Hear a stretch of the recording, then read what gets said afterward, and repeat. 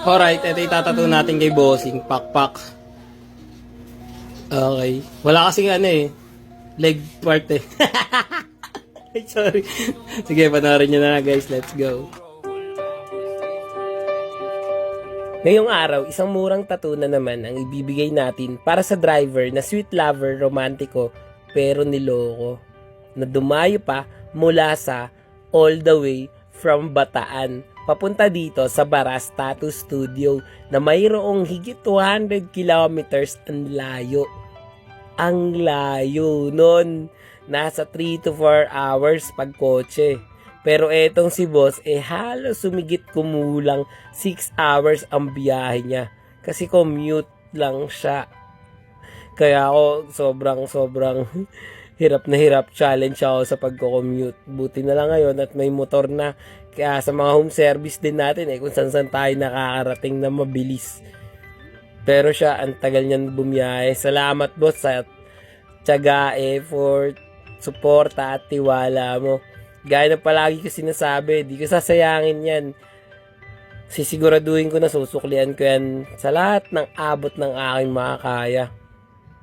Anyway, client requested na takpan namin ang bakas ng kahapon na siyang sumakit at nag-iwan sa kanya ng di makakalimutan kahindik-hindik na hindi naghihilom na ayaw niya ng balikan na maalala. Kaya nga, andito tayo ngayon para kahit papano makatulong sa kanya. Yung tattoo na pakpak, sinisimbolo niya yung kalayaan, pag-asa at protection. Sa case nito ni boss, yung kalayaan at pag-asa pa lang, grabe, sobrang laking para reflection dito sa napili namin disenyo. Actually, hindi ito yung gusto niya. Gusto niya sana Poseidon, pero sinadjust ko to and mukhang nagustuhan naman niya. Dahil kasi sobrang haba nung letter na tatakpan namin, kaya ito yung napili ko.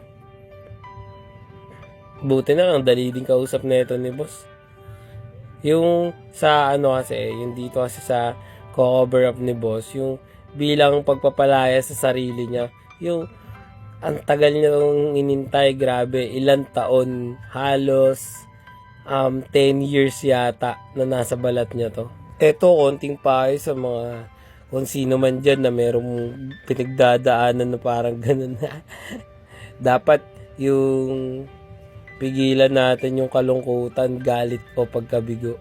Hindi naman siya totally pigilan na like kalimutan mo or wag mong banggitin. Pero kailangan payagan mo lang din sarili mo na malungkot deep inside dahil dun sa nangyari. Pero yung mga gagawin mo is positibo pa rin, like hindi ka magkukulong ng kwarto, imbis gawin mo yun, lumabas ka kasama yung mga kaibigan mo, kasama yung pamilya mo, tapos maganda alalahanin mo lang din sa isip mo, sa puso mo na maraming tao yung nagmamahal sa'yo at mas deserve nila yung pagmamahal mo. Ganun lang yun. Tsaka tuon mo sa nila yung yung pagmamahal mo, di ba? Sa mga taong lagi lang nandyan tapos hindi ka iniiwan, di ba? Ganun, wag na yung mga taong mapang-abuso tsaka tinitake for granted lang yung mga pagmamahal natin. Huy, kaya nasama patuloy ako, pambihira naman, no. Tama na nga yung kadramahan na yan. Basta eto si Bossing nga pala, since driver siya, alam nyo ba na napaka-professional nito ni Bossing. Although nag-commute lang siya ngayon kasi hindi ko rin sa malaman na dahilan, sawa na yata siya mag-drive dahil sa araw-araw na lang daw na ginawa ng Diyos. Basta ganun. Pero ako personally, pag lagi rin ako nagda-drive ng motor. Pero kapag nagko-commute ako, masaya din ako eh. Tapos napapasabi pa nga ako ng ang sarap pala ng may driver. Parang ganun. Kasi pagka ikaw kasi nagda-drive, kailangan 100% focus ka sa kalsada, sa mga surroundings, kung ano man yung nangyayari, sa mga tao nakapaligid, 'di ba?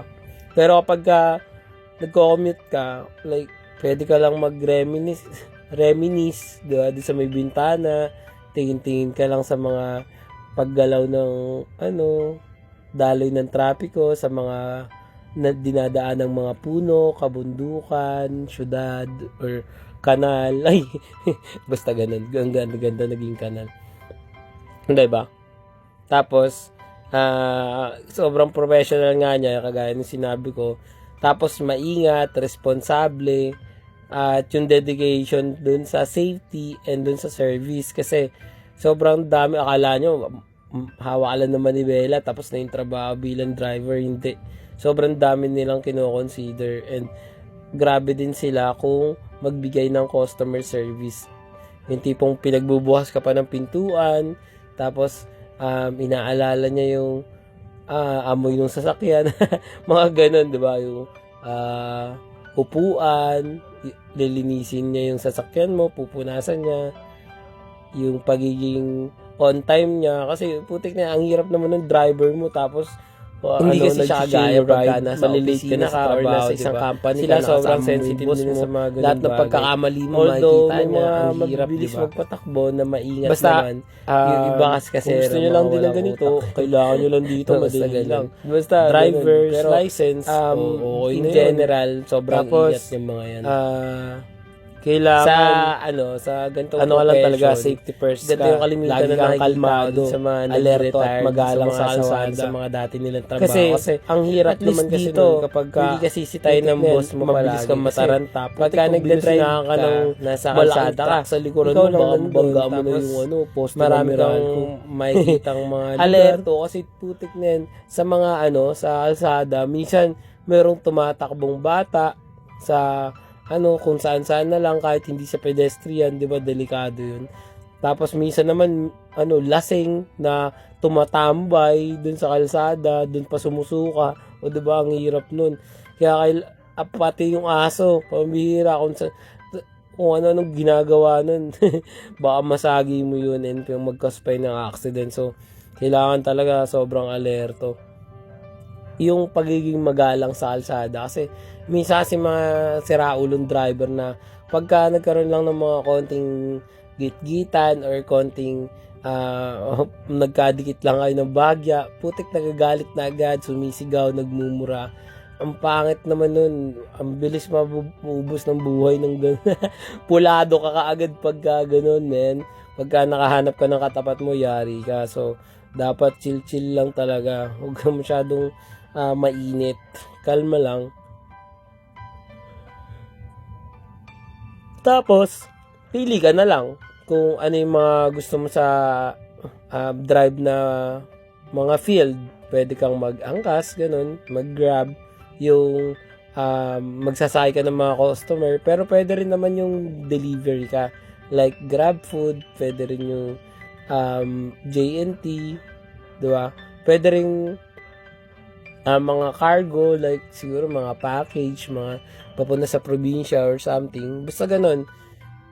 Ako, bilang tattoo artist, mas enjoy ako yung may mga nakakasalamuha akong tao, may mga nakakausap ako, interactions. Kasi para sa akin, marami ako natututunan sa kanila, sa mga experiences nila, sa mga pagkakamali nila, yung mga motivation nila sa buhay. Minsan na-adapt ko din lalo na yung mga OFW na palaging malayo sa pamilya nila. Grabe. Hangaan mo talaga yung dedikasyon nila, yung kung work ethics nila na sobrang sipag, sobrang tiyaga, kahit na may sakit, kahit na problemado, kahit may inisip sa buhay, ginagampanan pa rin nila yung trabaho nila 100% and 1,000% naman yung effort nila and sacrifice. Saludo po sa inyo. Ganun din sa mga driver. Saludo po sa lahat ng mga driver na nakikinig sa ating istasyon. Maraming salamat po. Ito ang 101.101.9 More Than Vlogs. Joke lang. Teka. Napahaba na naman tong video ko. Para sa mga tropa natin dyan na gusto ng murang tattoo kagaya nito. Aba. Alam niyo na yung gagawin nyo. PM nyo lang ako sa FB page More Than Vlogs. Text o tawagan ako sa cellphone number ko 0970-8250-395. Hay, basta sinabi ko na sa inyo yung sa home service huwag na kayong makulit Papunta pa ako sa Batangas mamaya Kung taga Batangas din kayo, PM nyo lang ako. Baka magkatatuan pa tayo dyan.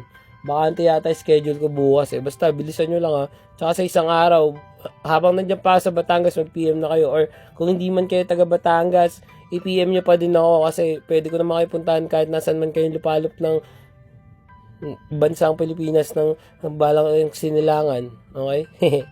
Bago matapos tong video, panoorin at alamin muna natin ang tattoo client review. Let's go! Yeah, gusto mo ba ng tattoo? I got you bro. Full back, full sleeves, full leg, let's go. Full front, sa tuhod, sa siko, sa leeg, ulo, kahit face ganado.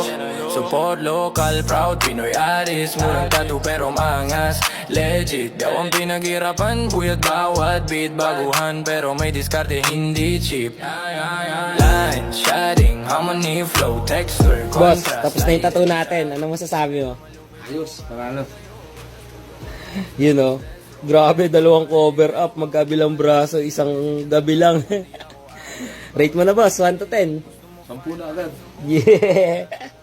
Napakatibay niya ni Bossing. Dinayo pa tayo niya na dito sa Baras galing saan yan, boss? Marbeles Patangan. Maribeles, Bataan, you know. Shoutout kay Potion 13. Taga dyan yan. Ayos. Ulit ka pa ba, boss? Oo. Yeah. Sige, boss. Kita-kits. Salamat sa tiwala. Ingat sa biyaya.